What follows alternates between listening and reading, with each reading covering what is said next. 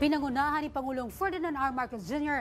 ang paglulunsad ng programang One RFID All Tollways na layong pabilisin at pasimplihin ang biyahe ng mga motorista sa mga tollway. Narito ang report. Isang RFID na lang ang kailangan para sa lahat ng expressway sa Luzon. Yan ay tugon ni Pangulong Ferdinand R. Marcos Jr. sa hinaing ng mga motorista na magkaroon ng iisang RFID system para sa mas mabilis at hassle-free na pagdaan sa toll gates. Simula ngayon, iisang RFID sticker na lang ang kailangan para sa mga toll expressway natin sa buong Luzon. Ayon sa Pangulo, bahagi ito ng mas pinalawak na reforma sa transportasyon upang maging moderno at konektado ang infrastruktura ng bansa para sa mas mabilis at diretsong biyahe mula Hilaga hanggang Timog.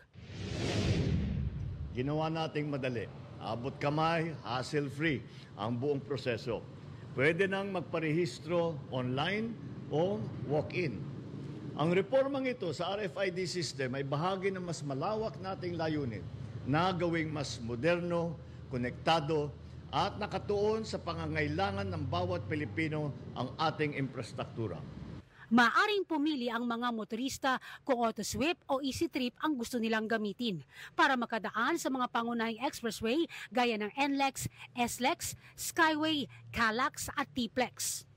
Kung dalawa ang RFID accounts ng motorista, pwedeng mag-opt-in online para gawing isa na lang.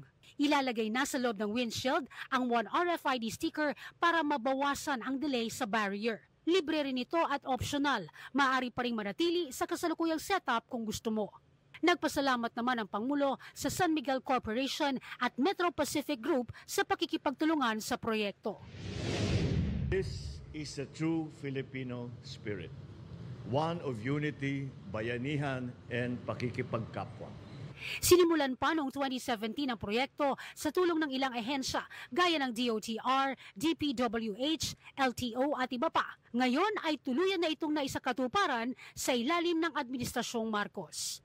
Nauna sa mga balitang totoo at laging bago, Zai Chua, Alauna sa Balita, Congress TV.